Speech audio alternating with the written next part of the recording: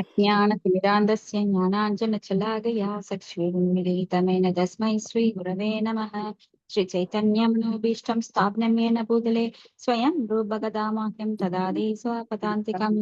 वन्देऽहं श्रीगुरो श्रीयुतपदाकमलं श्रीगुरून् वैष्णवां च श्रीरूपं साग्रजितं सगुणरघुनाथान्वितं दं सजीवं सात्वैदं सावधूतं परिजन सहितं कृष्ण चैतन्य देवं श्री राधा कृष्ण पादान् श्री ललिता श्री विशाखान्वितांस हे कृष्णा करुणा सिंधो दीनबन्धो जगत्पते गोपेश गोपिका कान्त राधा कान्त नमोस्तुते तप्त काञ्चन गौरांगी राधा वृन्दावनेश्वरी वृषभानुसुते देवी प्रणमामि हरिप्रिये वाञ्छाकल्पतरुभ्यश्च कृपासिन्धुभ्यश्च पतितानां पावनेभ्यो वैष्णवेभ्यो नमो नमः। श्रीकृष्ण चैतन्य प्रभु नित्यानंद श्री अद्वैत गदाधर श्रीवासादि गौरभक्तवृन्द हरे कृष्ण कृष्ण कृष्ण हरे हरे हरे राम राम राम हरे हरे। नारायणं नमस्कृत्यं नरं चैव नरोत्तमं देवीं सरस्वतीं व्यासं ततो जयमुदीरयेत्।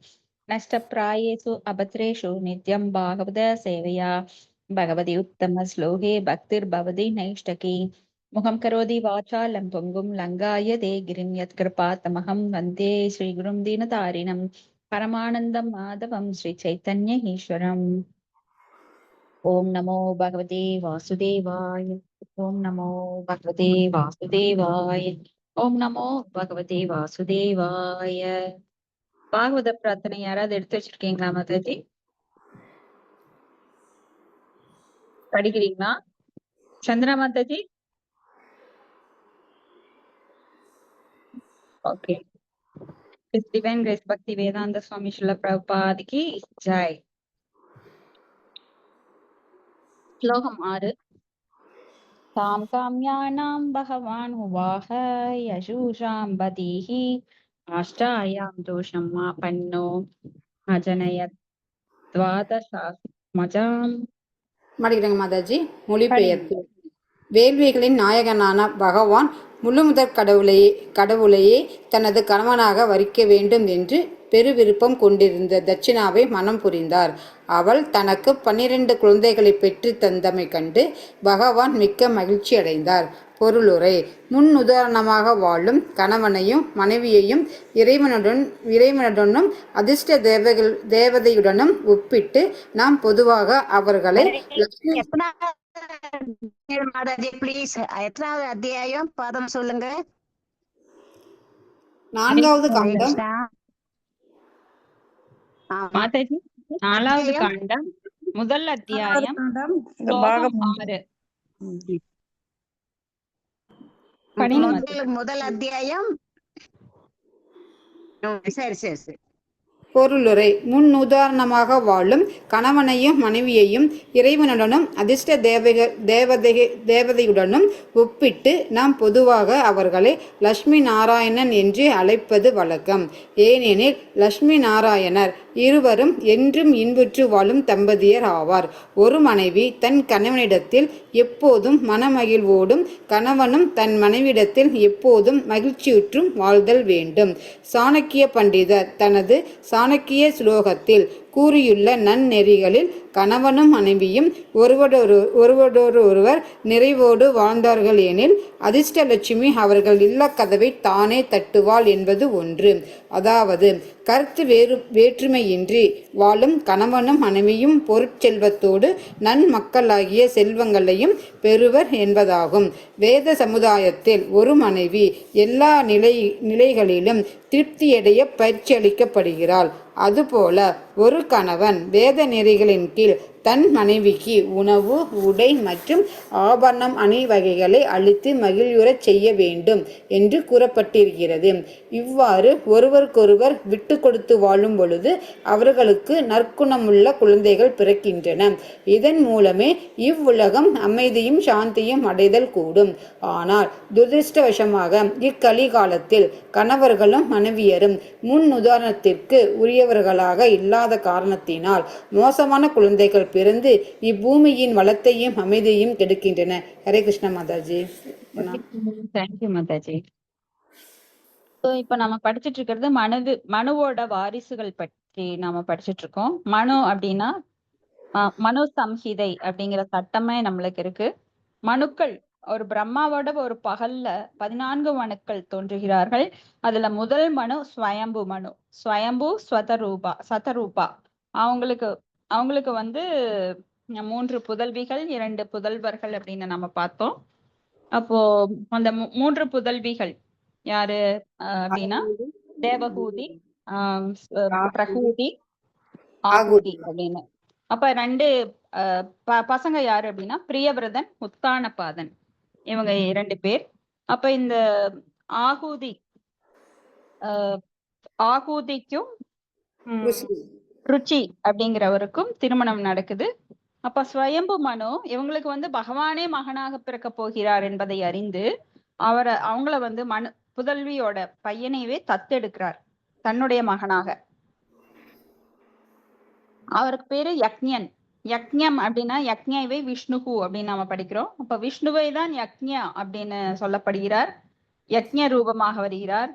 அப்ப அந்த யக்ஞனே அவருடைய பேரும் இருக்கு. அப்ப மகளாக தக்ஷணா அப்படிங்கிறவங்க அவங்க வந்து மகாலட்சுமி அம்சமாக தக்ஷணான்னு பிறக்கிறாங்க. அப்ப இங்க வந்து இருவருக்குமே கல்யாணம் நடக்குது. இப்ப எப்படி ஒரு வயிற்றுல பிறந்தா அவங்க வந்து அண்ணன் தங்கை அப்படிங்கிறது நம்மளோட விதி. ஆனா பகவானுக்கு அந்த விதிகள் எல்லாம் கிடையாது. ஏன்னா அவர் ஸ்வராட், சுதந்திரமானவர். இப்ப இந்த பதத்துல வேள்வியின் நாயகனான பகவான் முழுமுதற் கடவுளையே தனது கணவனாக வரிக்க வேண்டும் அப்படின்னு தக்ஷணாவை மனம் புரியுற. ஏன்னா அவங்க உயர்ந்த பக்தர். யாரு? மகாலட்சுமி. அதனால பகவானையவே அவங்க கணவனாக அவங்க மனம் புரியுறாங்க. அப்புறம் 12 குழந்தைகள் பெற்றெடுக்கிறாங்க. இதனால் பகவான் மகிழ்ச்சி அடைகிறார். அப்போ சிலரெல்லாம் நாம லட்சுமி நாராயணன் மாதிரி இருக்கிறாங்க அப்படின்னு ஒற்றுமையான தம்பதிகளை பார்த்தோம் அப்படின்னா அப்படி சொல்லுவோம். ஏன் அப்படின்னா கணவன் மனைவிக்கு விட்டு கொடுக்க வேண்டும், மனைவி கணவனுக்கு விட்டு கொடுக்க வேண்டும். அப்பொழுதுதான் இல்வாழ்க்கை மகிழ்ச்சிகரமாக அமையும். ஒரே பிடிவாதமா பெண்கள் இருந்தாலோ இல்ல கணவன் பிடிவாதமாக இருந்தாலோ அங்க இன்னைக்கெல்லாம் என்ன நடக்குது? டைவர்ஸ் கேஸ் நடக்குது. விவாகரத்து அப்படிங்கிறது சட்டங்கள்ல சொல்லப்படவே இல்லை. ஏன்னா நம்மளுக்கு போன பிறவியில செய்த கர்மாக்கு தகுந்த மாதிரி, அதிர்ஷ்டத்துக்கு தகுந்த மாதிரி சிலருக்கு நல்ல கணவன் அமையும், சிலருக்கு நல்ல மனைவி அமையும். கணவன் மனைவி அமைவதெல்லாம் இறைவன் கொடுத்த வரம்.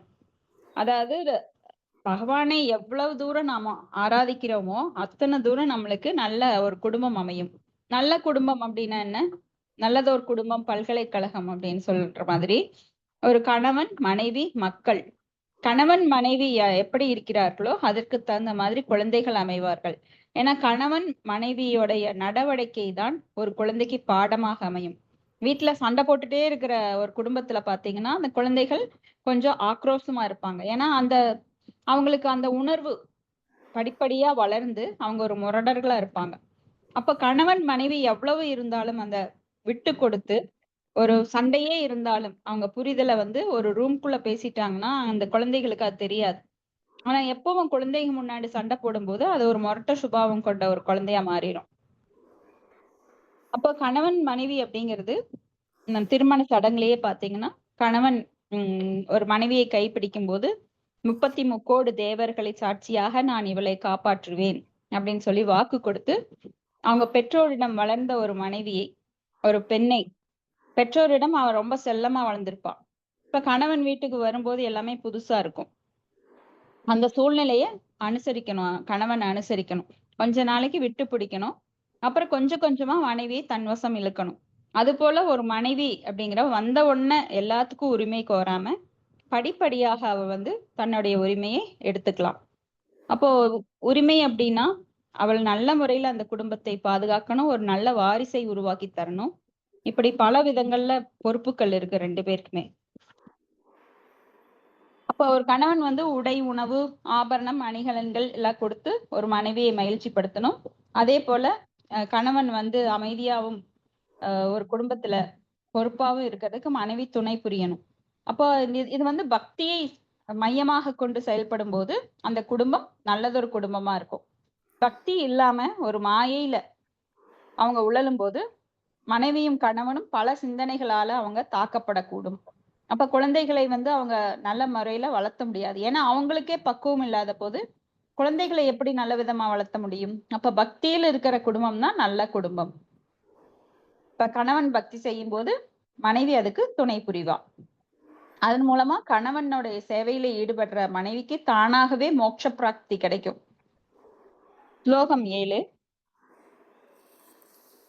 தோச பிரதோஷ சந்தோஷோ பத்ர சாரா நிதிர் இடஸ்தபி இடஸ்தபதி இத்ம கவிர் விபு ஸ்வக்ன ஸ்வேதேவோ ரோச்சனோ த்விஷட். மொழிபெயர்ப்பு நான் படிக்கிறேங்க மாதாஜி. சின்னதாக இருக்கிறத படிச்சிடறேங்க. யக்ஞனுக்கும் தட்சிணாவிற்கும் பிறந்த 12 புதல்வர்களின் பெயர்கள் வருமாறு: தோஷன், பிரதோஷன், சந்தோஷ், பத்ரத்னா, சாந்தி, இடஸ்பதி, யுத்மன், கலி, விபு, ஸ்வக்னன், சுதேவன் மற்றும் ரோசன் என்பவைகளாகும். ஹரே கிருஷ்ணா மாதாஜி. ஹரே கிருஷ்ணா மாதாஜி. சோ இப்படி வாரிசுகள் பெயர் படிக்கிறதுனால நம்மளுக்கு என்ன கிடைக்கும்? இதெல்லாம் புரியவா போகுது? நம்மளுக்கு பேரெல்லாம் மண்டையில ஏறவா போகுது அப்படின்னு நினைக்க கூடாது. பகவானை பற்றி பேசும் எல்லா விஷயங்களுமே நம்மளுக்கு மங்களகரமானவை. ஏன்னா இதெல்லாம் வந்து பகவானை பற்றிய விஷயங்கள். அவர் மனு அப்படின்னாலே பகவான் வந்து தன்னை பலவாக விரிவங்கம் பண்றதுல மனுவும் ஒருத்தர். அப்ப அவருடைய வாரிசுகளை எல்லாம் நாம படிக்கும் போதே, அவர்களுடைய பெயரை சொல்லும் போதே நம்மளுக்கு வந்து மங்களம் கூடிட்டே இருக்கும். அடுத்தது ஸ்லோகம் 8. துசிதாநாமதே தேவா ஆசன் ஸ்வயம்புவாந்தரே மரீச்சி மித்ரா நஷயோ யக்ஞா சூரகணேஸ்வர. நான் படிக்கிறேன். தெளிவா படிங்க. சுயம்பு மனுவின் காலத்தில் இப்புத்திரர்கள் அனைவரும் துஷிதர்கள் என்னும் தேவர்களாக ஆனார்கள். மர்ச்சே சப்தரிஷிகளின் தலைவராகவும் யக்ஞன் தேவர்களின் தலைவரான இந்திரனாகவும் ஆயினார். பொருளுரை: சுயம்பு மனுவின் காலத்தில் 6 வகையான உயிர்கள் துஷிதர்கள் என்னும் தேவர்களினாலும் மர்ச்சியின் தலைமையின் கீழ் உள்ள முனிவர்களானிலும் மற்றும் தேவர்களின் மன்னரான யக்ஞனின் பரம்பரையினாலும் தோற்றுவிக்கப்பட்டனர். அவர்கள் எல்லோரும் உயிர்களால் இவ்வுலகம் நிரப்பப்பட வேண்டும் என்பதோடு பகவானின் கட்டளைக்கு இணங்க தங்களது சன்னதியினரை பெருக்கிக் கொண்டனர். இவ்வாறு வகையான உயிர்களே மனுக்கள், தேவர்கள், மனுபுத்திரர்கள், அம்ச அவதாரங்கள், சுரேஸ்வரர்கள் மற்றும் ரிஷிகள் ஆவார். முழுமுதற் கடவுளின் அவதாரமான யக்ஞன் தேவர்களின் தலைவனான இந்திரன் ஆனார். ஹரே கிருஷ்ண மாதாஜி. தேங்க்யூ. ஹரே கிருஷ்ணா. தேங்க்யூ மாதாஜி. அப்போ இவங்கெல்லாம் வந்து பிரஜாபதிகளாக செயல்பட்டார்கள். மனுக்கள் பிரஜாபதிகள் அப்படின்னா உயிர்வாளிகளை உற்பத்தி பண்றது. அது மனிதர்களை, பல்வேறு வகையான மனிதர்கள், பல்வேறு வகையான மனிதர்கள் பாவத்துல சொல்லப்பட்டிருக்கு.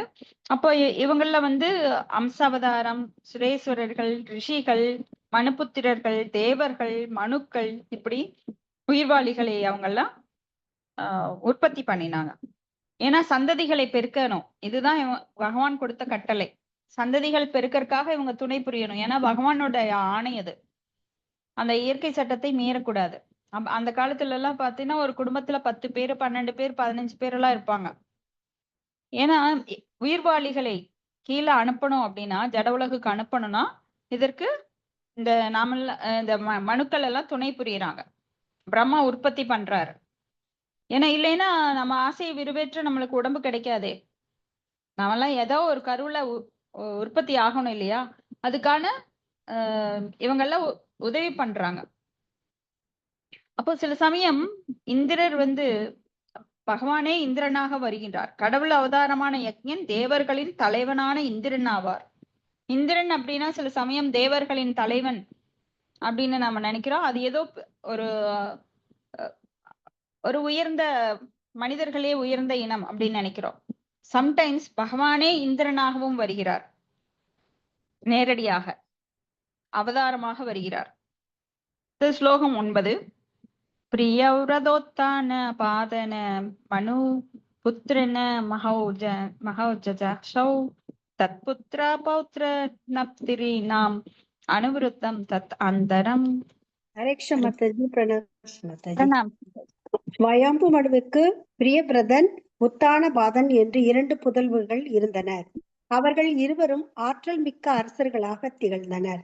அவர்களது குழந்தைகளும் பேர குழந்தைகளும் இம்மூவுலகிலும் பரவி இருந்தனர். ஹரே கிருஷ்ணா. ஹரே கிருஷ்ணா மாதாஜி. அப்ப 3 மகள் பார்த்தோம் நாம. ஆகூதி, தேவகூதி, பிரசூதி அப்படின்னு 2 பசங்க. யாருன்னா பிரியவிரதன், உத்தானபாதன். ரொம்ப ஆற்றல் மிக்கவர்கள் 2 பேருமே. அவங்க பேர குழந்தைகள்லாம் மூவுலகிலும் பரவி இருந்தனர். ஏன்னா அவங்களாம் பிரஜாபதிகளா செயல்பட்டு அந்த உற்பத்திக்கு துணை புரியுறாங்க. பிரம்மாவோட வாரிசு, பிரம்மாட்டு இருந்து தான் எல்லாருமே வரோம். நம்ம எல்லாருமே பிரம்மாவோட வாரிசு தான். நம்ம தாத்தாக்கு தாத்தாக்கு தாத்தாக்கு தாத்தாக்கு தாத்தாக்கு அப்படின்னு போய் பார்த்தா நாம எல்லாமே யாரை நம்மளுடைய மூதாதையர் யாரு? ஆதி அப்படின்னா பிரம்மா. அந்த பிரம்மா எங்கிருந்து வந்தார்? பகவானுடைய நாபி கமலத்திலிருந்து வந்தார். இப்படி நாம பிரம்மாவோட வாரிசுகள். அடுத்தது பதம் 10. தேவஹூதிம் ஹதாத்தாத கர்த்தமாயாத்மஜா மனுஹு தத் சம்பந்தி ஸ்ருத பிராயம் வதர் கததோ மம. மொழிபெயர்ப்பு. எனது அன்பிற்குரிய மைந்தனே, ஸ்வயம்பு மனு தனது மிகுந்த பாசத்திற்குரிய மகளான தேவகூதியை கர்த்தம முனிவருக்கு மணம் முடித்தார். அவர்களை பற்றி நான் ஏற்கனவே கூறியிருக்கிறேன். நீயும் அவர்களை பற்றி முழுமையாக அறிந்திருக்கிறாய். அப்போ ஸ்வயம்பு மனு அவருடைய மகளான தேவகூதி, நம்மளுக்கு தெரியும். நாம கர்த்தவ முனிவர் தேவகூதி பற்றி நாம படிச்சோம் 3வது காண்டத்துல. அப்ப கர்த்தவ முனிவர் வந்து நல்ல ஒரு தவசியாக இருந்தார். முழுமையான ஒரு பக்தி நிலையில இருந்தார். அதனால அவருக்கு அஷ்டமா சித்திகள் எல்லாம் கிடைச்சது. அதன் மூலமா ஒரு பெரிய அரசகுமாரியை, தேவகூதி அப்படிங்கிறவங்க ஒரு ராஜாவோட, ஸ்வயம்பு மனுவோட, ஸ்வயம்பு மன்னனோட மகள். அவங்க வந்து ரொம்ப ஒரு தேவதைகளை விட ரொம்ப அழகு மிக்கவங்க. ஆனா அவர் ரொம்ப எளிமையா இருக்கிற, சடாமுடியில இருக்கிற ஒரு எளிய குடிலில் வாழ்ந்த கர்த்தவ முனிவருக்கு ஸ்வயம்பு மனுவே வந்து மகளை கூட்டிட்டு வந்து கல்யாணம் பண்ணி தர்றார். ஏன்னா தேவகூதி தனக்கு ஒரு உயர்ந்தவர் அப்படின்னா செல்வத்தினால கிடையாது, ஞானத்தில் பக்தியில உயர்ந்த ஒரு கணவனை அடைய வேண்டும் அவனு விரும்புறாங்க. இப்ப எல்லாம் பிள்ளைங்க வந்து பேங்க் பேலன்ஸ் எப்படி, மேற்புற அழகு எப்படி அப்படின்னு பார்த்து கல்யாணம் பண்ணிட்டு அப்புறம் டைவர்ஸ்ல ஓடிடுறாங்க. அந்த காலத்துல கணவனை தேர்ந்தெடுக்கிற முறை தேவகூதியை பார்த்து கத்துக்கணும். எவ்வளவு அறிவாற்றலில் அவள் சிறந்தவர், ஏன்னா ஆத்மாவை விடுவிக்க கூடியவர். அந்த அளவுக்கு அவர் வந்து மிக உயர்ந்த நிலையில இருக்கிறார். வெளிப்புற நிலையில் இல்ல, ஆன்மீக நிலையில. வெளிப்புறமா எவ்வளவு இருந்தாலும் அதெல்லாம் வந்து நிலையற்றது. ஆனா இங்க தேவகூதி ரொம்ப புத்திசாலிங்கிறதுனால ஒரு உயர்ந்த கணவரான ஒரு முனிவரை, தபசிய ஞானியை, பக்தனை அவர் வந்து கல்யாணம் பண்ணிக்கிறாங்க. ஸ்லோகம் 11. தசாய பிரம்ம புத்ராய பிரசூமும் பகவான் மனுகு பிராயச்சத்யத் கிருத சர்க்கஸ் திரிலோக்யம் விததோ மகான். ஹரே கிருஷ்ணா மாதாஜி. படிக்கிறேன் மாதாஜி. பிரம்மதேவனின் மகனும் உயிர் பொருட்களில் மூதையர்களில் ஒருவருமான தட்சன் என்பவருக்கு ஸ்வயம்பு மனு தனது மகளான பிரசூதியை மனம் செய்வித்தார். தட்சனின் வழிவம்சத்தினர் 3 உலகிலும் பரவினர். ஹரே கிருஷ்ணா மாதாஜி. ஹரே கிருஷ்ணா. அப்போ தட்சன் நாம கேள்விப்பட்டிருக்கோம். தாட்சாயினி அப்படின்னு உமாதேவி அவங்களுக்கு பிறப்பாங்க. அப்ப அவங்களுடைய அம்மா யாரு அப்படின்னா பிரசூதி. இப்படி அவர் வந்து பிரம்மதேவனின் மகனும் உயிர் பொருட்களில் மூதாதையர்களில் ஒருவரான தர்ஷன் என்பவருக்கு ஸ்வயம்பு மனு தனது மகளான பிரசூதியை மனம் செய்கிறார். அடுத்தது ஸ்லோகம் 12. யா கர்த்தமசூதா ப்ரோ தானவ பிரம்மர்ஷி பத்யைஹ தாசாம் பிரசூதி பிரசவம் प्रोच्यमानाम निबोधमे. हरे कृष्ण मध्य नाम படிக்கிறேன். பிரணாம் மதேஜி. பிரணாம். ஹரே கிருஷ்ணா. 9 முனிவர்களிடம் ஏற்கனவே மனமுடித்து கொடுக்கப்பட்ட கர்த்தம முனிவரின் 9 புதல்விகளை பற்றி ஏற்கனவே நீ அறிவாய். இப்போது நான் அந்த 9 புதல்விகளின் சந்ததியினரை பற்றி கூறப்போகிறேன். கவனமுடன் கேட்பாயாக. ஹரே கிருஷ்ணா. பொருளுரை. 3வது காண்டத்தில் கர்த்தம முனிவர் எவ்வாறு தேவகீதியினிடத்தில் 9 புதல்விகளை பெற்றெடுத்தார் என்பது பற்றியும், 9 புதல்விகளும் பின்னர் மரீசி, அத்ரி, வசிஷ்டர் போன்றவர்களுக்கு எவ்வாறு மனம் செய்விக்கப்பட்டனர் என்பது பற்றியும் ஏற்கனவே விளக்கப்பட்டிருக்கிறது. ஹரே கிருஷ்ண மாதாஜி. ஹரே கிருஷ்ணா மாதாஜி. இப்ப மைத்ரேயர் சொல்லிட்டு இருக்கார், உத்தவர் கேட்டுட்டு இருக்கார். சோ அவர் சொல்றார், 9 முனிவர்களிடம் ஏற்கனவே மனம் முடித்து கொடுக்கப்பட்ட கர்த்தவ முனிவரின் 9 புதல்விகள். இப்ப கர்த்தவ முனிவர் தேவகூதி அவங்களுக்கு 9 பெண்கள் பிறக்கிறது. அதுக்கப்புறம் தான் நாம கபிலர் பிறக்கிறாருன்னு பார்த்தோம். இது 3வது அத்தியாயத்துல கடைசியில கபில தேவரின் போதனைகள், சாங்கிய தத்துவ போதனைகளை பற்றி பார்த்தோம். அப்ப அந்த 9 புதல்விகளை 9 முனிவர்களுக்கு மனம் முடித்து கொடுக்கறாங்க. அவங்க சந்ததி பத்தி இப்ப நாம பார்க்க போறோம். ஸ்லோகம் 13. பத்னி மரீச்சேஸ்து கலா சுஷுவே கர்த்தமாத்மஜா கஸ்யபம் பூர்ணிமானம் ச யயோர் ஆபூரிதம் ஜெகத். ஹரே கிருஷ்ணா. மொழிபெயர்ப்பு. கர்த்தம முனிவரின் மகளான கலா என்பவள் மரீசி என்பவரை மணந்து காஷ்யபர் மற்றும் பூர்ணிமா எனும் 2 புதல்களை ஈன்றெடுத்தாள். அவர்களின் சந்ததியினர் இவ்வுலகம் முழுவதும் விரிந்து பறந்து வாழ்ந்தனர். ஹரே கிருஷ்ணா மாதாஜி. ஹரே கிருஷ்ணா. தேங்க்யூ மாதாஜி. அப்ப கலா அப்படிங்கிறவங்க கர்த்தவ முனிவரின் மகளான கலா மரீச்சியை மணந்திருக்காங்க. இதெல்லாமே நம்ம கேள்விப்பட்டிருக்கோம். மரீச்சி, பூர்ணிமா மற்றும் கச்சியப்பர் எனும் 2 புதல்வர்களை ஈன்றெடுத்தால் அவர்கள் சந்ததியினர் விருந்து இருக்கு. அவங்க இப்பதான் சந்ததிகள். அப்பெல்லாம் இதெல்லாம் கிடையாது. நமக்கு இருவர், நாம் போதும் போதும் அப்படின்னு சொல்லிட்டு, இப்ப நாம் இருவர் நமக்கு ஒருவர் அப்படின்னு எல்லாம் அவங்க என்ன பண்ணிக்கிறாங்கன்னா ஃபேமிலி பிளானிங் அப்படின்னு சொல்லிட்டு கவர்மெண்ட் இப்போ விட்டுருக்கு. அதாவது பாப்புலேஷன் ஜாஸ்தி ஆகுது, அப்புறம் இயற்கையெல்லாம் பற்றாக்குறையா போயிடும். பாப்புலேஷன் ஜாஸ்தியானா, ஏன்னா சைனா முதல் இடத்துல இருந்தது, இந்தியா 2வது இடத்துல இருந்தது. இப்ப பாத்தீங்கன்னா இந்தியா முதல் இடத்துக்கு வந்துட்டு இருக்கு. அதனால பின்னாடி பொருளாதார வளர்ச்சி எல்லாம் ரொம்ப தடைப்படும் அப்படின்னு எல்லாம் பேசி அவங்களுக்குள்ளேயே முடிவு பண்ணி இதெல்லாம் பண்றாங்க. ஆனா பகவானுடைய இயற்கையை யாராலையும் மீறப்பட முடியாதது. ஆனா மீறிட்டு இருக்காங்க. அதுக்கும் மேல குடும்ப கட்டுப்பாடு அப்படின்னு சொல்லி ஃபேமிலி பிளானிங் பண்ணிட்டு மக்கள் கருச்சிதைவு அதையும் பண்றாங்க. அதெல்லாம் ரொம்பவும் பாவகரமானது. அதன் விளைவுகளை மக்கள் அனுபவிச்சாலும் அது புரியறது இல்ல. நாம ஏன் இவ்வளவு கஷ்டப்படுறோங்கிறது மட்டும் பேசுறாங்களே தவிர எதனால கஷ்டப்படுறோங்கிறது ஒருத்தருக்கும் புரியறது இல்ல. கருச்சிதைவு பண்றதுனால பகவானோட சட்டத்தை மீறுகிறோம்.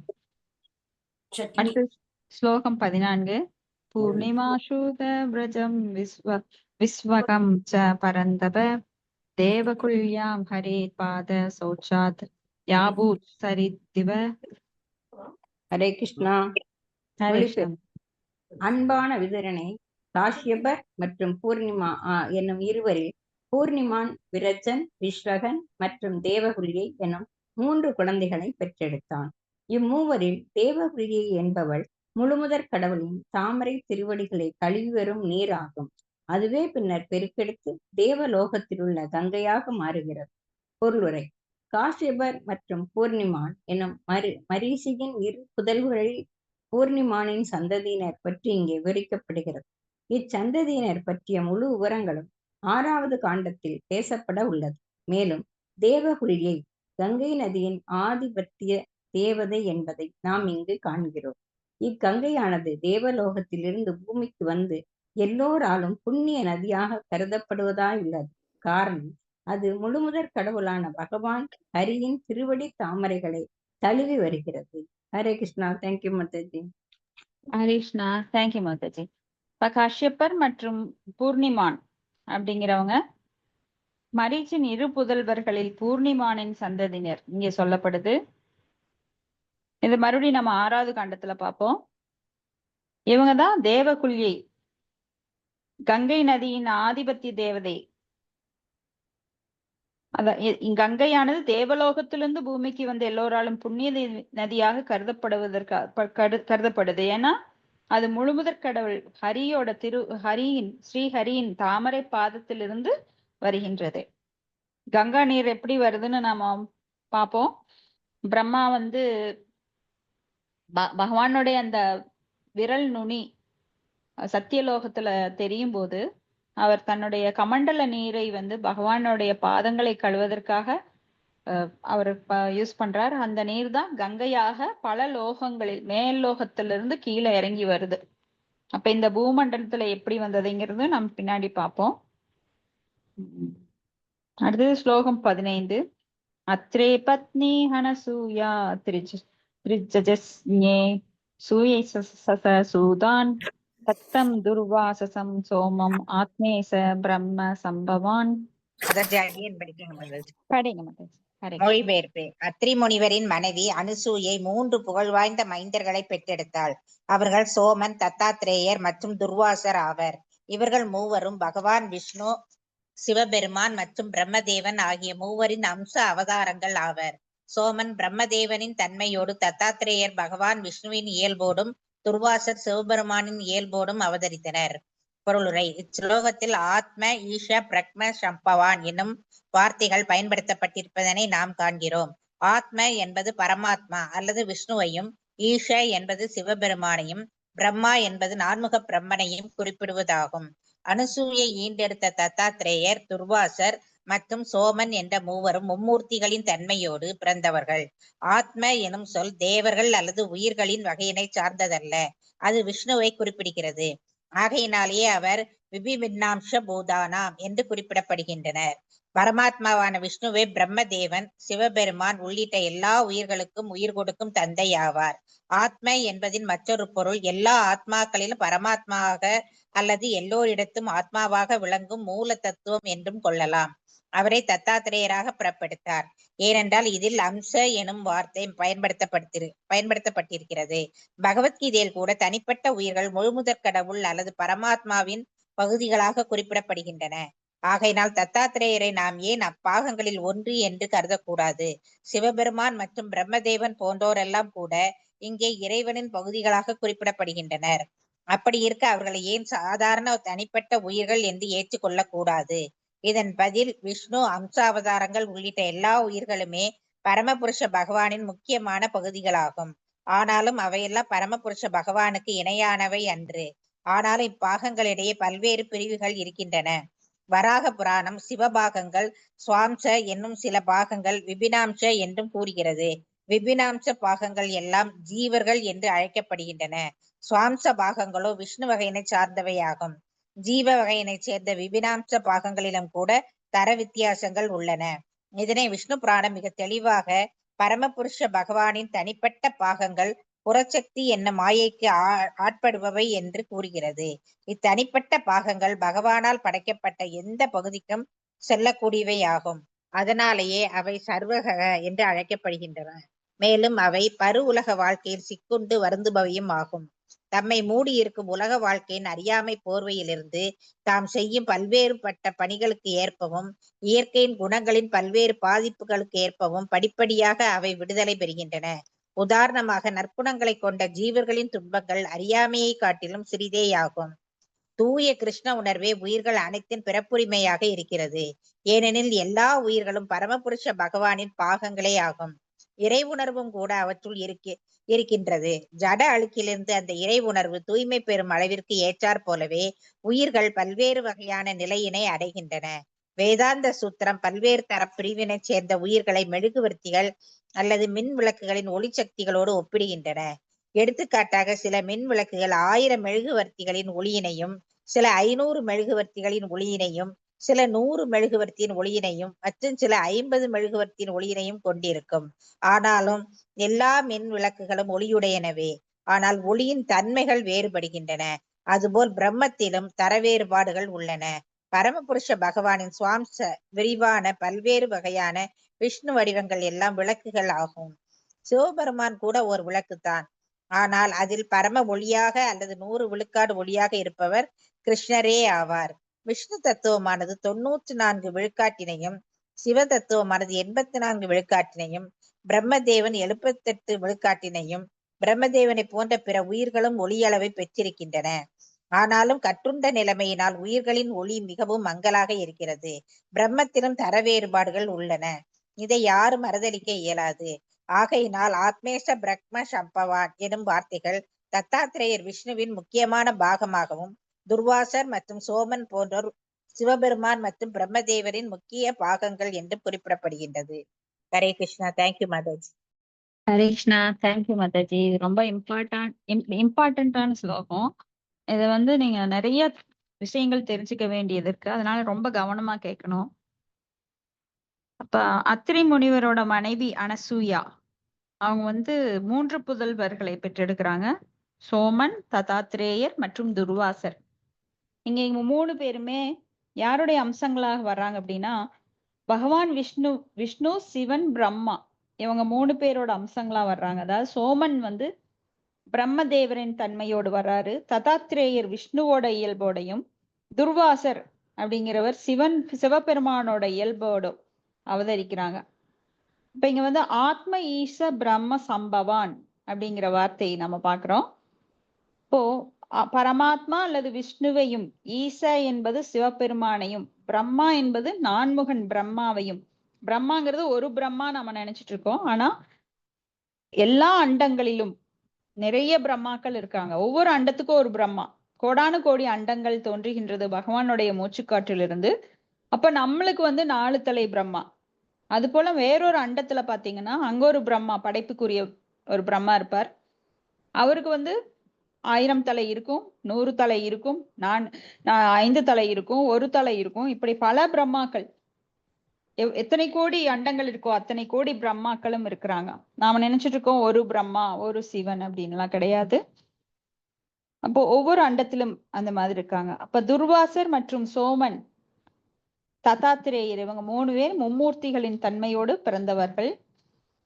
ஆத்மா அப்படிங்கிறது இங்க வந்து தேவர்கள் அல்லது உயிர்வாளிகள் வகை சார்ந்தது கிடையாது. அது வந்து இங்க விஷ்ணுவை குறிப்பிடுது. அப்போ பகவான்லயே நிறைய அம்சங்கள் இருக்கு. விபீனாம்ச, சுவாம்ச, அம்ச, கலா அப்படின்னு நிறைய இருக்கு. அப்ப விபீனாம்ச அப்படின்னா அது வந்து ஜீவ தத்துவம். சுவாம்ச அப்படின்னா சுவாம்ச அப்படின்னா பகவானுடைய சுய அம்சம், அதாவது ரொம்ப சக்தி வாய்ந்த அம்சங்கள். இதே கலா அப்படின்னா அம்சத்தின் அம்சம் அப்படின்னு சொல்லி ஒரு அம்சத்துல இருந்து இன்னொரு அம்சம். ஏதே சாம்ச கலா பும்சக கிருஷ்ணஸ்து பகவான் ஸ்வயம் இந்திராரி வியாக்குலம் லோகம் மிருத்யந்தி யுகே யுகே அப்படின்னு நம்ம படிக்கிறோம் இல்லைங்களா? அதாவது ஏதே சாம்ச கலா அம்சங்கள் அப்படின்னா சுவாம்சக்கு அடுத்தது விரிவங்கம், பகவானுடைய விரிவங்கங்கள். இப்படி பல விரிவங்கங்களாக விபீனாம்சம், சுவாம்ச, அம்ச, கலா இப்படி பல வகையாக பிரிகிறார். அதுல தர வித்தியாசங்கள் இருக்கு. ஒவ்வொன்றும் ஒவ்வொரு தர வித்தியாசங்கள் ஒவ்வொன்றுக்கும். சோ எல்லாமே ஒண்ணுன்னு நம்ம சொல்ல முடியாது.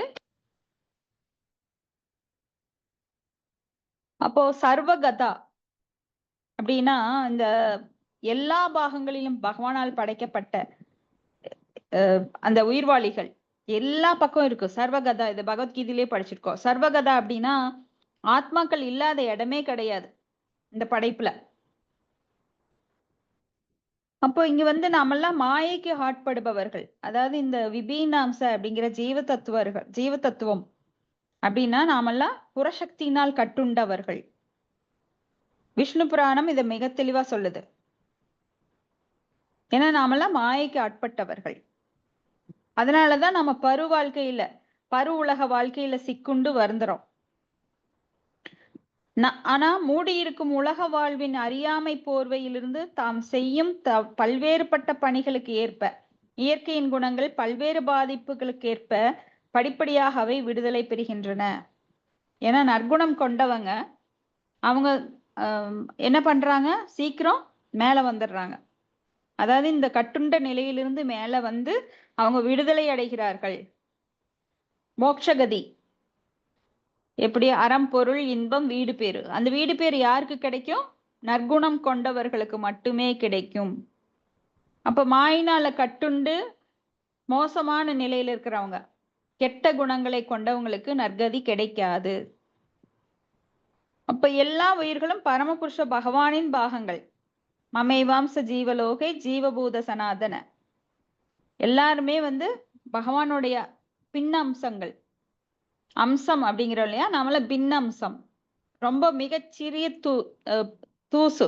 நம்மெல்லாம் பகவானுடைய உடம்புல இருந்து வந்தாலும் நம்ம ரொம்ப சின்ன அம்சம். அதனால நம்மள ஜீவ தத்துவர்கள். ஏன்னா நாமெல்லாம் புறத்தின் அவரோட புறசக்தியின் பாதிப்புல மயங்கி இங்க வந்திருக்கிறோம். பாதிப்புல உட்கார்ந்து இருக்கோம். நாமெல்லாம் நாம என்ன நினைக்கிறோம்னா, நான் தான் தலைவன், நான் கட்டுப்படுத்துபவன், நான் ஆள்பவன், இந்த ஜட இன்பத்தை அனுபவிக்க வேண்டும் அப்படிங்கிற எண்ணத்துல இந்த ஜட உலகத்துக்கு வந்திருக்கிறோம். ஆனா அது தவறான கருத்து. நாமெல்லாம் அதற்கு பகவானை விடுத்து நம்மளால எதையும் அனுபவிக்க முடியாது. அகம் கர்த்தா, அகம் போக்தா, நான் தான் செய்பவன், நான் தான் அனுபவிப்பன்ற நிலை எப்போதுமே மாயைக்குட்பட்டது. யாரு போக்தா, யாரு கர்த்தா அப்படின்னா, சர்வ காரணம் யாரு அப்படின்னா பகவான் தான். 5.29 சொல்றாரு, நான் தான் போக்தாராம் யக்ய தபசாம் சர்வலோக மகேஸ்வரம் சுக்ருதம் சர்வபூதானாம் ஞாத்வா மாம் சாந்திம் ருச்சதிம். யார் இதை உணர்கிறார்களோ, நான் தான் அனுபவிப்பாளன், நான் தான் கட்டுப்படுத்துபவன் என்பதை யார் ஒருவன் அடைகிறானோ அவன் தான் சாந்திம் அப்படின்னா அமைதி அடைகிறான். இல்லைன்னா நம்மளுக்கு அமைதியே கிடையாது. நான் அனுபவிக்கணும்னு ஓடி ஓடி எவ்வளவுதான் சம்பாரிச்சாலும் அமைதி இல்லாம தான் நான் இருக்கணும். சாரவர் கோடானு கோடி நான் சேகரித்தாலும் அதனால அமைதி கிடைக்காது எனக்கு. ஏன்னா எல்லாருமே அமைதி விரும்புறோம். அமைதி விரும்புறவங்களுக்கு எப்பவுமே நான் கட்டுப்படுத்துறேன் அப்படின்னு சொன்னா அமைதி கிடைக்காது. நான் கட்டுப்படுபவன், நான் கட்டுப்படுத்துபவன் அல்ல, கட்டுப்படுபவன் என்கின்ற நிலைதான் உண்மையான அமைதியை கொண்டு வரும் நம்மளுக்கு. அதே போல நான் அனுபவிப்பவன் அல்ல, அனுபவிக்கப்படுபவன் இறைவனால் அப்படிங்கிறத யார் உணர்கிறார்களோ அவங்களுக்கு தான் அமைதி கிடைக்கும். அது போல பரமபுருஷ பகவானின் பாகங்கள் நாம் எல்லாருமே அந்த உணர்வு நமக்குள்ள இருக்கு. எப்படி இருக்கு? அது உறங்கின நிலையில இருக்கு. அப்போ நாம சைத்தன்ய சரிதாமிரத்துல கூட பார்க்கலாம். நித்திய சித்த கிருஷ்ண பிரேம சப்தகஹோஹை ஸ்ரவணாதி சித்த சுத்த கரோத ஹோய் அப்படின்னு சொல்லி. அப்போ நம்ம எல்லார்கிட்டையும் அந்த கிருஷ்ண பக்தி அப்படிங்கிறது உறங்கிய நிலையில் இருக்கின்றது. ஆனா அது யாருக்கு தட்டி யாருக்கு அது தட்டி எழுப்பப்படுது அப்படின்னா, உயர்ந்த பக்தர் யாரு பக்திக்கு வராங்களோ, பக்தியில உயர்நிலையை அடைய அந்த உணர்வானது மேலோங்கி ஒரு முழுமை அடையுது. அவங்க என்ன ஆவாங்கன்னா, பகவான்கிட்ட போய் பகவானோட லோகத்துல ஐக்கியமாயிருவாங்க. ஆனா அந்த உணர்வு எந்த பெர்சன்டேஜ் வளருதோ அந்த அளவுக்கு நாம திருப்பி பிறவி எடுத்துட்டே இருப்போம். ஏன்னா அடுக்கடுக்கு அது வளர்ந்துட்டே வரும். இந்த பிறவியிலேயே அதை அடையணும் அப்படின்னா அதுக்காக நாம மிக கவனமாக பக்தி தொண்டு பண்ணணும். ஆனா அதுல ஏற்றத்தாழ்வு இருந்துட்டு இருக்கு, முழுமையா நான் பண்ண முடியல அப்படின்னாலும் அதனால பிரயோஜனம் இல்லைன்னு நினைக்க கூடாது. பக்தி பண்ற அளவுக்கு நம்மளுக்கு அது கூடிட்டே போகும். நேகாபிக்கிரம நாஸ்தோஸ்தி பிரத்யவாயோ நவித்தியதே ஸ்வல்பம் அப்பியசிய தர்மசிய திராயதோ மகதோ பயாத். ஒரு சின்ன அளவு பக்தி தொண்டு பண்ணினாலும் அது நம்மளுக்கு கூடிட்டே வரும், குறையவே குறையாது. ஏன்னா பக்தி அப்படிங்கிறது மிக உயர்ந்த நிலை. ஆனா பௌதிகத்துல நீங்க எவ்வளவு முயற்சி பண்ணி எவ்வளவு கோடி சம்பாரிச்சாலும் எவ்வளவு படிப்பு படிச்சாலும் மறுபடியும் அடுத்த பிறப்புல அது 0. ஆனா பக்தியில 25 சம்பாரிச்சிங்களா, அடுத்தது 25% இருந்து மேல போகலாம். உடனே பிறந்த உடனே அது கிடைக்கும்.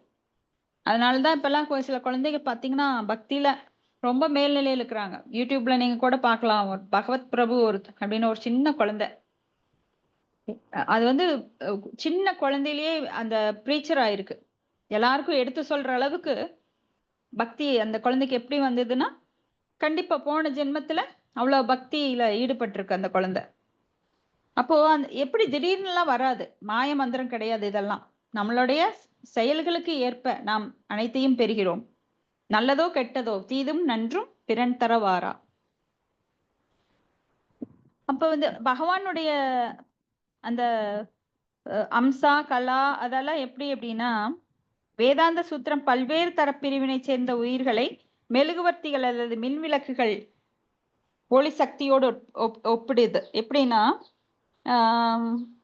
பிரம்ம சம்ஹீதில கூட சொல்லப்படுது, தீபார்ச்சிர் ஏவஹி தச்சாந்திரமப்யுபேத்ய தீபாயதே விவ்ரதஹேது சமான தர்மா யஸ்தாத்ருக் ஏவஹி ச விஷ்ணு தயா விபாதி கோவிந்தமாதி புருஷம் தமஹம் பஜாமி அப்படின்னு. அதாவது சில மின் விளக்குகள் 1000 மெழுகுவர்த்திகளின் ஒளியையும், சில 500 மெழுகுவர்த்திகளின் ஒளியையும், சில 100 மெழுகுவர்த்தியின் ஒளியினையும் மற்றும் சில 50 மெழுகுவர்த்தியின் ஒளியையும் கொண்டிருக்கும். ஆனால் எல்லா மின் விளக்குகளும் ஒளியுடையனவே. ஆனால் ஒளியின் தன்மை வேறுபடுகின்றது. அதுபோல பிரம்மத்திலும் தர வேறுபாடுகள் உள்ளன. பிரம்மம் அப்படின்னா என்ன? ஆத்மா அல்லது ஜட உலகம். இது வந்து பிரம்மம் அப்படிங்கிற சொல் வேறு வேறு பெயர்களை சொல்லுது. அது இடத்துக்கு தகுந்த மாதிரி பொருள் எடுத்துக்கணும். அப்ப இங்க நாமெல்லாம் குட்டி பிரம்மாக்கள், குட்டி உயிர்வாளிகள். ஆனா பகவான மிக உயர்ந்த நிலையில் இருக்கிறார். பகவானோட சிறு சிறு அம்சம் நாம. அப்போ இங்க வந்து எப்படி ஒரு பவர் வந்து வேறுபடும், வாட்ஸ் வேறுபடுது இல்லைங்களா? 100 வாட்ஸ், இது வந்து 1000 வாட்ஸ். அப்படி நாம் எல்லாருமே ஒரு பகவானுடைய ஒரு பெரிய நெருப்பு அப்படின்னா, அந்த நெருப்புல இருந்து விழுந்த துகள்கள் மாதிரி நாம. நெருப்பு துகள்கள் நாம. சின்ன துகள் எப்படி நெருப்புல இருந்து வெளிப்படுதோ அப்படி. அப்போ பகவானுடைய அந்த விரிவங்கங்களும் விஷ்ணு தத்துவங்களும் அது வந்து வேறுபாடு இருக்கு. சிவபெருமான் கூட ஒரு விளக்கு தான். ஆனா யாருக்கு முழுமையாக 100% இருக்கு அப்படின்னா, சாக்ஷாத் பகவான், முழுமுதற் கடவுளான பகவான் கிருஷ்ணருக்கு அந்த 100% அந்த ஒளி அவர்கிட்ட இருக்கு. அவர்கிட்ட இருந்து வர விரிவங்கங்களுக்கு அந்த பவர் கொஞ்சம் கொஞ்சம் கம்மியா இருக்கும். ஏன்னா எல்லா இடத்துலயும் எல்லா பவரையும் அவர் காட்டுறது கிடையாது. சில சமயம் அசுரர்களை அழிக்கணும் அப்படின்னா அந்த அளவுக்கு பவர் மட்டும் யூஸ் பண்ணுவார். எப்படி நாம வேற வேற இடத்துல வேற வேற பவர்ல லைட், வேற வேற லைட் வச்சிருக்கோம், அது மாதிரி நம்ம ஒரு குட்டி லைட் 0 வாட்ஸ் அப்படின்னு வச்சுக்கலாம். அப்ப விஷ்ணு தத்துவம் அதே மாதிரிதான். இப்ப 94 விழுக்காட்டை விஷ்ணு எப்படி 100%ல 94% விஷ்ணுக்கு. இப்ப 84% வந்து சிவ தத்துவம் சிவனுக்கு. பிரம்மாக்கு வந்து 78. இது நீங்க வந்து நோட் பண்ணி வச்சுக்கோங்க. இது எப்பவுமே யூஸ் ஆகும். எல்லாருமே இதை வந்து கரெக்டா சொல்லணும். எப்ப கேட்டாலும் எழுதி வச்சுக்கோங்க. ஏன்னா இது அடிக்கடி மறந்துடும். விஷ்ணு தத்துவம் அப்படின்னா 94, சிவ தத்துவம் அப்படின்னா 84. அப்போ பிரம்மாக்கு எவ்வளவு அப்படின்னா 78%. அப்ப யார் ஒருத்தர் 78% நற்குணங்களை பெறுகிறார்களோ அவங்க வந்து பிரம்மா போஸ்டுக்கு நீங்க வந்து அப்ளை பண்ணலாம். ஆனா சிவனோ விஷ்ணுவோ நீங்க ஆக முடியாது. அதுக்கெல்லாம் போஸ்டிங் கிடையாது. பிரம்மாவை வேணா ஆகலாம். ஆனா கட்டுண்ட நிலைகளால் உயிர்வாளிகள் ஒளி மிக மங்களாக இருக்கிறது. நம்மளுக்குள்ள ஒரு 6ங்கிற ஒளிவட்டம் இருக்கும் தெரியுங்களா? அதாவது நம்ம போட்டோல எல்லாம் பாக்குறோம், பகவானோட போட்டோல அந்த வெளிச்சம் இருக்கும், தலைக்கு மேல ஒரு வெளிச்சம். அது போல நம்ம உடலை சுத்தி ஒரு வெளிச்சம். பகவானோட போட்டோல, ரிஷிகளோட போட்டோல எல்லாம் பின்னாடி ஒரு ஒளிவட்டம் போட்டிருப்பாங்க. அது போல நமக்கு கூட இருக்கு. ஆனா அது கண்ணுக்கு தெரியாத சூட்சுமமா இருக்கும். சிலர் நம்மளை பார்த்தாலே சொல்லுவாங்க, இவங்க நல்ல ஆத்மா, இவங்க ரொம்ப புண்ணியவான் அப்படின்னு சில பவர் இருக்கிறவங்க சொல்லுவாங்க நம்மளை பார்த்த உடனே. அவங்களுக்கு ஜோசியம் தெரியுமா இல்ல ஃபியூச்சர் தெரியுமா தெரியாது. ஆனா அவங்க பார்த்த உடனே இவங்க ஒரு நல்ல குணம் இருக்கிறவங்க, இவங்க வந்து சீக்கிரம் கடவுள்கிட்ட போயிடுவாங்க, மோட்ச பிராப்தி இவங்களுக்கு கிடைக்கும் அப்படின்னு சொல்லுவாங்க.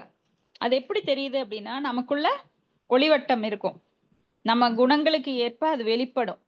நம்மளுக்கு வந்து மங்களான ஒளி இருந்தது அப்படின்னா நாம ஒரு மீடியமா கெட்டதும் செய்வோம் நல்லதும் செய்வோம். ஆனா சத்துவ குணத்துல இருக்கிறவங்களுக்கு கொஞ்சம் ஒளி டார்க்கா இருக்கும். சுத்த சத்துவ குணத்துல இருக்கிறவங்களுக்கு இன்னும் பிரைட்டா இருக்கும். அதனால வள்ளலார் அப்படி அவங்களெல்லாம் பாத்தீங்கன்னா நல்லா பிரைட்டா போட்டிருப்பாங்க பின்னாடி, அவங்க தலைக்கு மேல ஒரு ஒளிவட்டம் இருக்கிற மாதிரி. கோயில்ல எல்லாம் பாத்தீங்கன்னா சிலைக்கு பின்னாடி தலைக்கிட்ட ஒரு ஒரு பின்னாடி ஒளிவட்டம் வச்சிருப்பாங்க. அது நாமள செயற்கையா பண்றோம், ஆனா இயற்கையாகவே அதெல்லாம் பகவான்கிட்ட இருந்து நிறைய ஒளிவட்டம் இருக்கும்.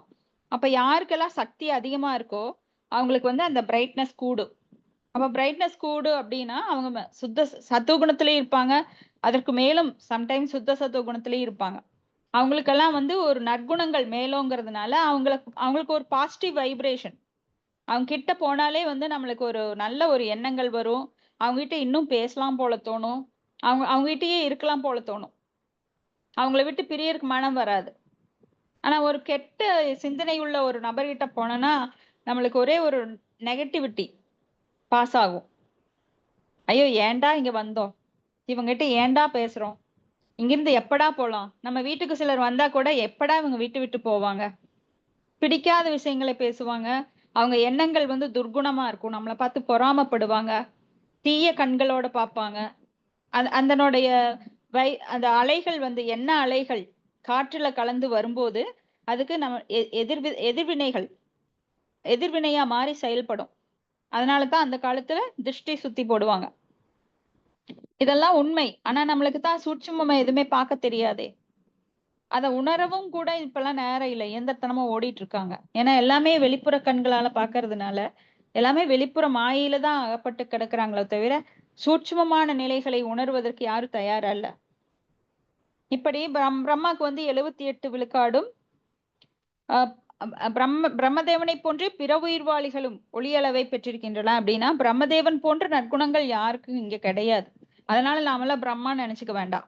பிரம்மதேவனை போன்றே பிற உயிர்களும் ஒளியளவை பெற்றிருக்க அப்படின்னா நம்மளுக்கு பிரம்மதேவன் வரை உயர முடியும். ஆனா நற்குணங்கள் இல்லாததுனால நாம பிரம்மதேவன் அளவுக்கெல்லாம் நாம இல்லை. அப்போ ஒரு 0 வாட்ஸ் பல்பு, பிரம்மதேவர் வந்து ஒரு 1000 வாட்ஸ் பல்பு. அதற்கும் மேல போகும்போது விஷ்ணு 10,000 வாட்ஸ் பல்பு. அப்படின்னா முழுமையான நிலை அப்படின்னா பகவான்கிட்ட இருந்துதான் அந்த ஒளிக்கதிர்கள் எல்லாமே வருது. பிரம்மனோகி பிரதிஷ்டாகம் அப்படின்னு சொல்லி பிரம்மனுக்கே ஆதாரம் நான் தான். அப்ப பிரம்மன் அப்படின்னா இங்க ஒளிக்கதிர்கள், அவர்கிட்ட இருந்து நிறைய ஒளிக்கதிர்கள் வருது. அதுல இருந்து ஒரு சூரிய தேவன் அப்படிங்கிறவர் அதை ஈர்த்து அந்த ஒளிக்கதிர்களை பெற்று அதை பல பிரபஞ்சங்களுக்கும் தன்னுடைய ஒளிக்கதிர்களை அனுப்புறார். ஏன்னா சூரிய தேவன் இல்லைன்னா இங்க எல்லாமே இருட்டாதான் இருக்கும் முழுசாவே. இதெல்லாம் இருண்ட உலகங்கள், ஜட உலகங்கள். ஏன்னா இங்க பகல்ல ஒளி இருக்கும், இரவுல டார்க்னஸ் இருக்கும். அப்ப இருட்டு அப்படிங்கிறது இந்த ஜட உலகுக்கு மட்டும்தான் வரும். ஆன்மீக லோகத்துல இருட்டே கிடையாது. எப்பவுமே பகல் இரவு அப்படிங்கிற இருமைகளே அற்ற உலகம். அங்க எப்பவுமே மகிழ்ச்சி, துன்பம் மகிழ்ச்சி எல்லாம் கிடையாது. அப்ப எப்பவுமே மகிழ்ச்சி, இருள் ஒளி எல்லாம் கிடையாது. எப்பவுமே ஒளி நிறைந்த உலகம், எப்பொழுதுமே மகிழ்ச்சி நிறைந்த உலகம். அதனால இருமையான வார்த்தைகள் இங்க எப்படி இருமைகள் சூழ்ந்து கிடக்குது. எனக்கு பிடிக்கும் பிடிக்காது, வேண்டும் வேண்டாம், இப்படி பல இருமைகள் இருக்கு நம்ம கிட்ட. துக்கம் மகிழ்ச்சி, இன்பம் துன்பம் அப்படின்னு எதுவுமே அங்க கிடையாது. ஏன்னா எல்லாமே அங்க ஒரே நிலைதான். மகிழ்ச்சி எப்பொழுதுமே அங்க வந்து ஒளிக்கதிர்கள் இருக்கிறதுனால எப்பவுமே அங்க வந்து இன்பமான நிலை. பகல் அப்படின்னா அங்க வந்து சூரிய கதிர்கள் தன்னோட உஷ்ணத்தை எல்லாம் கொடுக்க முடியாது. ஏன்னா பகவானுடைய கதிர்கள் அது வந்து எப்பவுமே ஒரு சில்னஸ். நம்மளுக்கு எப்படி ஒரு இன்பமான ஒரு சூழ்நிலை மழை காலத்துல பாத்தீங்கன்னா அப்படியே லைட்டா அந்த குளிர்காற்று இருக்கும். அது வந்து ரொம்பவும் குளிராது, வெப்பக்காற்று இருக்காது, அப்போ வெப்பமும் இருக்காது. மழை மேகங்கள் சூழ்ந்து அது கொஞ்சம் வெளிச்சம் இருக்கும், ஆனா இருளாவும் இருக்காது. அப்படி எப்பவுமே இன்பமான சூழ்நிலை அங்க கோலோக விருந்தாவனத்துல, வைகுண்டங்கள்ல. ஆனா இங்கதான் இருமை நம்மளுக்கு. அப்ப இங்க ஆத்மமேச பிரம்ம சம்பவான் அப்படின்னா தத்தாத்திரேயர் விஷ்ணுவோட முக்கியமான பாகமாகவும், துர்வாசர் மற்றும் சோமன் வந்து, துர்வாசர் வந்து சிவபெருமானோட அம்சம், சோமன் வந்து பிரம்மாவோட அம்சம். அடுத்தது ஸ்லோகம் 16. அப்ப இங்க வந்து நம்மளுக்கு எப்படி ஒளிக்கதிர்கள் வந்து எல்லாமே ஒரே நிலையில இல்ல, ஒவ்வொரு பவர். அப்ப நம்மள சின்ன துகள்கள். அதனால நம்மளுக்கு நம்மளோட நற்குணங்களுக்கு தகுந்த மாதிரி அது ஏற்ற இறக்கம் இருக்கு. ஒருத்தர்கிட்ட அதிகமா இருக்கும். அந்த 6ங்கிற ஒளிவட்டம் சொன்னோம் இல்லைங்களா? அத வச்சு நம்ம கால்குலேட் பண்ணலாம். இப்போ ஒளிவட்டம்னா எனக்கு பின்னாடி ஒரு ஒளிவட்டம் எப்போ சுத்திட்டு வருமானா? கிடையாது. அது பகவானுக்கு தான் இருக்கும். உயர்ந்த ஒரு ஆச்சாரியர்கள் அவங்களெல்லாம் பார்த்தா, அவங்களுக்கு மேல ஃபோட்டோலலாம் பார்த்திருப்பீங்க. ஒளிவட்டம் இருக்கும். நம்மகிட்ட இருக்கு. ஆனா அது எப்படிங்கிறது நம்மளுக்கு சூட்சுமமா தெரியாது. ஏன்னா, அதெல்லாம் உணர்வதற்கு ரொம்ப சக்தி வேணும். நம்மள பார்த்த உடனே சொல்றதுக்கு ஏதாவது பெரிய ஒரு ஆன்மீகவாதி நம்மள பார்த்த உடனே சொல்லுவாங்க. இவர் நற்குணம் உடையவர். இவர் சீக்கிரம் விடுதலை பெறுவார் அப்படின்னு. அந்த காலத்துலலாம் நல்ல ஜோசியக்காரங்களே சொல்லுவாங்க. இவங்கள பார்த்தாலே தெரியுது. இவங்க வந்து கண்டிப்பா நல்ல நிலைக்கு வருவாங்க அப்படின்னு. அடுத்தது விதுரா உவாச்ச அத்ரேர்குருஹே शूरचु श्रेष्ठा स्थिति उत्पत्ति अंधहेतलः किंचित सिकीर्षशो किशिशवो जादा एतत् आज्ञा ही मे कुरो. மொழிபெயர்ப்பு புரியுறாங்க மாதாஜி? படிங்க. இதனை கேட்ட பிறகு மைத்ரேயரிடம் விதுரர் கேட்டார், மாதாஜி, எனது அன்பு. ஹரே கிருஷ்ணா. படிங்க மாதாஜி, படிங்க படிங்க மாதாஜி, நான் படிக்கிட்டுங்க. இதனை கேட்ட பிறகு மைத்ரேயரிடம் ஓம் நமோ பகவதி வாசுதேவாய. மொழிபெயர்ப்பு பொருளுரை ஆசா பக்தி வேதாந்த சாமி பிரபாதி கி ஜெய். மொழிபெயர்ப்பு. இதை கேட்ட பிறகு மைத்ரேயிடம் விதுரர் கேட்டார், எனது அன்புக்குரிய குருவே, படைத்தல் காத்தல் அழித்தல் என்றும் முத்தொழிலுக்குரியவர்களான நன்முக பிரம்மனும் விஷ்ணுவும் சிவபெருமானும் அத்திரி முனிவரின் மனைவியிடத்தில் குழந்தைகளாக எவ்வாறு பிறந்தனர் என்பதை கூறியருள மாட்டீரா? பொருளுரை. விதுரரின் கேள்வியானது இந்த இடத்திற்கு மிகவும் பொருத்தமானதாகும். ஏனென்றால் பரமாத்மாவும் பிரம்மாதேவனும் சிவபெருமான் அத்திரி முனிவரின் மனைவியான அனுசுயாவுக்கு புத்திரலாக அவதரிக்க வேண்டும் என்று அதற்கு உயர்ந்த நோக்கம் ஒன்று கண்டிப்பாக இருக்கும் என்பதை அவர் உணர்ந்ததே இருந்தார். இவ்வாறு இல்லை என்றால் அவர்கள் ஏன் அவ்வழியில் பிறப்பெடுக்க வேண்டும்? ஹரே கிருஷ்ண மாதாஜி. ஹரே கிருஷ்ணா. ஹரே கிருஷ்ணா. அப்ப இங்க விதுரர் வந்து மைத்ரேயர் பார்த்து கேட்கிறார், படைத்தல் காத்தல் அழித்தல் அப்படின்னு தொழிலுக்குரியவரான நான்முக பிரம்மன், விஷ்ணு, சிவபெருமான் அத்திரி முனிவரின் மனைவி எடுத்து ஏன் பிறந்தாங்க அப்படின்னு. இங்க ஏனெனில் பரமாத்மாவும் பிரம்மதேவனும் சிவபெருமானும் அத்திரி முனிவரின் மனைவியான அனுசுயாக்கு புத்திரர்களாக அவதரிக்க வேண்டும் என்றால் அதற்குரிய உயர்ந்த நோக்கம் கண்டிப்பா இருக்கும் அப்படின்னு சொல்றார். அது என்ன நீங்க பின்னாடி பார்க்கலாம். மைத்ரேய உவாச்ச பிரம்மணா சோதித சுஷ்டாலத்ரி பிரம்மவதாம்பரஹ சஹ பத்னியா யயா ருஷம் குலாத்ரிம் தவசி சித்ததஹ. ஹரே கிருஷ்ணா. ஹரே கிருஷ்ண மாதாஜி. மைத்ரேயர் கூறினார், அத்திரி முனிவர் அனுசூயின் மணந்த பின்னர் மக்கள் தொகையை பெருக்க வேண்டும் என்னும் பிரம்மதேவனின் கட்டளையை நிறைவேற்றும் பொருட்டு கடுமையான தவத்தினை மேற்கொள்ளவும் அவர் தன் மனைவியுடன் ருஷ்யம் என்னும் மலைக்கு சென்றார். ஹரே கிருஷ்ண மாதாஜி. நன்றி மாதாஜி. நன்றி மாதாஜி. அப்போ அத்திரி முனிவர் அனசுயா அவங்க வந்து பிரம்மதேவர் கட்டளைக்கேற்ப மக்கள் தொகையை பெருக்கிறதுக்காக இங்க தவம் புரியுறாங்க. ஸ்லோகம் 18. தஸ்மின் பிரசூன திபக பலாசலோக கணானனே வார்பி ஸ்ரவத்பிர் உத்ருஷ்டே நிர்வித்யாயா சமந்ததः. மலையின் அடிவாரத்தில் நீர்விந்தியை என்னும் நதி ஓடிக்கொண்டிருந்தது. அதன் கரைகளில் அசோக மரங்களும் பலாச மரங்களும் நிறைந்தது. அவற்றின் மலர்கள் எங்கும் மனம் பரப்பி கொண்டும் மிக அருகில் உள்ள அருவியில் இருந்து எப்போதும் வரும் இனம் என்னும் ஒளி இனிமை நிறைந்ததும் இருந்தது. இயற்கையில் கொஞ்சம் இப்பகுதினை அத்திரி முனிவரும் அவர் மனைவியும் அடைந்தனர். ஹரே கிருஷ்ண மாதாஜி. தேங்க்யூ. ஹரே கிருஷ்ணா. தேங்க்யூ மாதாஜி. அப்ப அந்த இயற்கை பத்தி இங்க வர்ணிக்கப்படுது. அத்திரி முனிவரும் அவரது மனைவியும் அனுசுயா அவங்க வந்து எப்படி அந்த இடத்துக்கு போனாங்கன்னு. அடுத்தது பதம் 19. பிராணாயமேன ஸ்வயம்ய மனோவர்ர சதம் முனிஹி அசிஷ்டதேக பாதீன நித்வந்தோ அனில போஜனஹ. அங்கு லலிதா படிங்க. முனிவர் யோக சுவாச பயிற்சியில் தன் மனதை செலுத்தி எல்லா பற்றுகளையும் மறுத்து பெரும் காற்றை மட்டும் ஒன்று ஒற்றை காலில் நின்று 100 வருடங்களாக தவம் செய்தார். ஹரே கிருஷ்ண மாதாஜி. ஹரே கிருஷ்ண மாதாஜி. இது வந்து வேற யுகங்கள். ஒற்றை கால்ல 100 வருடம் தவம் புரியறது அப்படிங்கிறது இந்த கலியுகத்துல கிடையாது. அது வந்து சத்திய யுகம், திரேதா யுகம், துவாபர யுகம், அந்த யுகங்கள்ல காலங்கள் ஜாஸ்தி, ஆயுட்காலம் நீண்டது. அப்ப சுவாச பயிற்சியில யம, நியம, ஆசன, பிராணயாமா. பிராணயாமா அப்படிங்கிறது சுவாச பயிற்சி. சுவாச பயிற்சியில தான் மனதை கட்டுப்படுத்த முடியும். இப்ப வந்து நம்மளுக்கு சுவாச பயிற்சி பிராணயாமா சொல்லித்தரேன்னு சொல்லுவாங்க. ஏன் அதெல்லாம் பின்பற்றினாங்க அப்படின்னா, அந்த காலத்துல அந்த பயிற்சிகள் மூலமாக யம, நியம, எதை எடுக்கணும், எதை விட வேண்டும், அப்புறம் பிராணயாமா ஆசனம், எந்த ஆசனத்துல அமர்ந்து அந்த மூச்சுக்களை உள்மூச்சை வெளிமூச்சாகவும், வெளிமூச்சை உள்மூச்சாகவும், அந்த சமான, விதான, உதான, பிராண, அபான வாயுக்களை 5 விதமான வாயுக்கள் நம்ம ஆத்மாவை சுற்றி சுழலுகின்றது. அதை வந்து கட்டுப்படுத்துறது. கட்டுப்படுத்தும் போதுதான் மனம் வந்து அடங்கும்.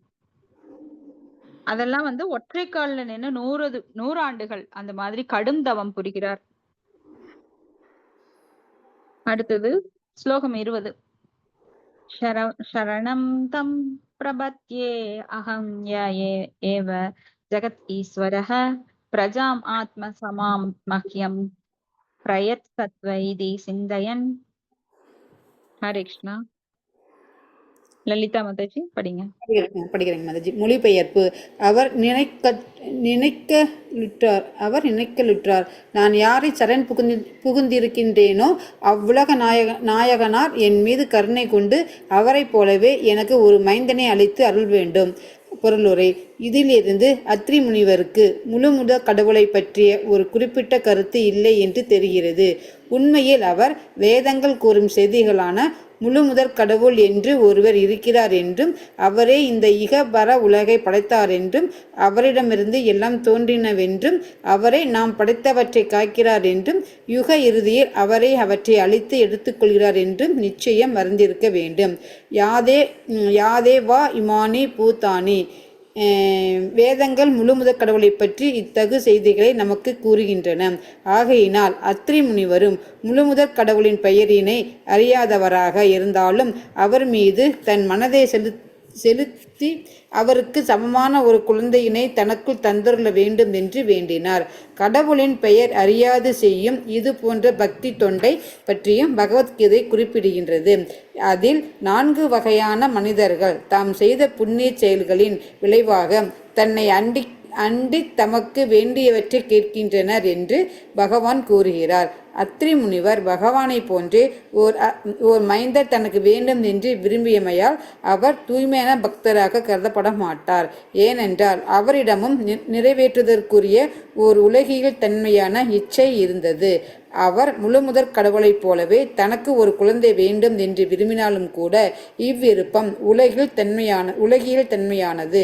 ஏனென்றால் அவர் முழுமுதற் கடவுளை தனக்கு குழந்தையாக வர வேண்டும் என்று விரும்பவில்லை.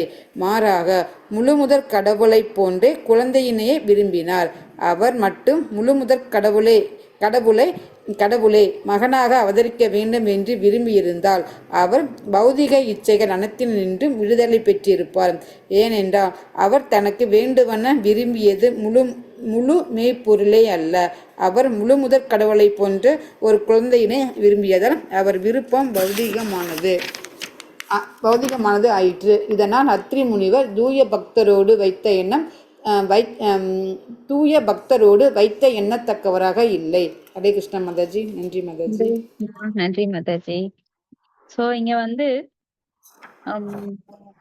யாரை சரண் புகின்றோனோ அவ்வுலக நாயகரின் மீது கருணை கொண்டு அவரைப் போலவே எனக்கு ஒரு மைந்தனை அளித்து அருள் புரிய வேண்டும். இதுல இருந்து என்ன தெரியுது அப்படின்னா, யாரை சரண் புகின்றேனோ, ஆனா அவருக்கு வந்து ஒரு நம்பிக்கை இருக்கின்றது, ஸ்ரத்தா இருக்குது. என்ன, யாரோ ஒருத்தர் நம்மளை காக்கின்றார், அதனால யாரை நான் சரண் புகின்றேனோ, யாரோ வந்து நம்மளை காத்துட்டு இருக்காங்க, நம்மளுக்கு இந்த பொருள் எல்லாம் தானா வரல. சோ பக்தியில இருக்கார், ஆனா உயர்ந்த பக்தியில இல்ல. அவருக்கு தெரியல யார் முழுமுதற் கடவுள். அப்படின்றது. யாரோ நம்மளை காப்பாற்றுறாங்க. எல்லாவற்றிற்கும் காரணம் ஒருத்தரு. அவரை போலவே ஒரு மகன் வேண்டும். அவரே வேண்டுங்கிறது வேற, அவரை போலவே ஒரு மகன் வேண்டும். இது உங்களுக்கு வித்தியாசம் புரியுதுங்களா? ஹரே கிருஷ்ணா, எல்லாரும் கேக்குறீங்களா? கேக்குறேங்க மாதாஜி. ஆ, அதான் அவரை போலவே ஒரு மகன் வேண்டும் அப்படிங்கிறதுக்கும் அவரே வேண்டும் அப்படிங்கறதுக்கும் வித்தியாசம் தெரியுதா? தெரியுதுங்க மாதாஜி. அப்போ இங்க வந்து அத்ரி முனிவர் வந்து தூய பக்தராக கருதப்படவில்லை. அப்போ பக்தர்ங்கிறவர் வந்து முழுமையாக பகவானே வேண்டும், நீரே வேண்டும் அப்படின்னு சொல்லுவாங்க. ஆனா அவரை போலவே ஒரு மகன் வேண்டும் இங்க அத்ரி முனிவர் கேட்கறதுனால இங்க முழுவதற்கு அவர் வந்து முழு பக்தர் கிடையாது. பக்தியில இல்ல. பிரபு வந்துட்டாரு. ஹரே கிருஷ்ணா, நான் லீவ் வைக்கிறேன். ஹரே கிருஷ்ணா பிரபு.